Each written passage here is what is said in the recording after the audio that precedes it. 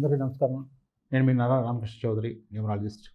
మనం ఈరోజు ఫిబ్రవరి 27, 2024 ఈ డేట్‌కి సంబంధించిన అంటే ఈరోజు ఏ గ్రహ ప్రభావం ఉంటుంది న్యూమరాలజీ ప్రకారంగా అనేది మనం తెలుసుకుందాం.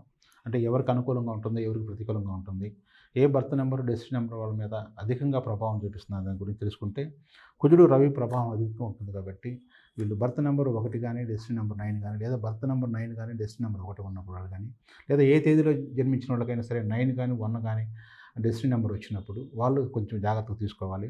అంటే వీళ్ళకి లాభం రావాలన్నా, నష్టం జరగాలన్నా అదే రకంగా ఉంటుంది. మంచి అయినా, చెడైనా ఒకే రకంగా ఉంటుంది. మిగతా వాళ్ళందరూ కూడా మిశ్రమ ఫలితాలు వస్తా ఉంటాయి.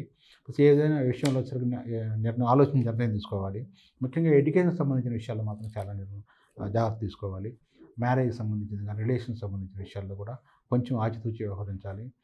పెట్టుబడులు పెట్టే దగ్గర కూడా కొంచెం చూసుకోవాలి. మన వ్యక్తిగతమైన డేటాను తీసుకొని న్యూమరాలజీ ప్రకారంగా మీరు అంటే ముఖ్యమైన విషయాలు మీరు నిర్ణయాలు తీసుకునేటప్పుడు మాత్రం న్యూమరాలజీ ప్రకారంగా ఫాలో అవ్వాలంటే మీ వ్యక్తిగత డేటాని న్యూమరాలజిస్ట్‌ని సంప్రదించి తీసుకుంటే చాలా బాగుంటుంది. ప్లస్ పొలిటికల్ లీడర్‌కి సంబంధించి మాత్రం మంచి నిర్ణయాలు తీసుకోవడానికి సరైన సమయం ఇది.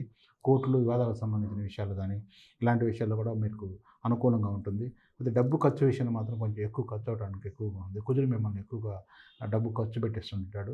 మొహమాటానికి పోయి విపరీతమైన ఖర్చులు, దానాలు ఏమైనా చేయొద్దు. పోతే మీకు వచ్చేసరికి ఈరోజు బాడీ కూడా కొంచెం వేడిగా ఉండడానికి అవకాశం ఎక్కువగా ఉంది. చల్లని నీరు తీసుకోవటం కానీ, మార్నింగ్ నుంచి ఈవినింగ్ వరకు కూడా కొంచెం ఆరోగ్యపరమైన విషయాల్లో కూడా కొంచెం జాగ్రత్తలు తీసుకోవాల్సి వచ్చిద్ది.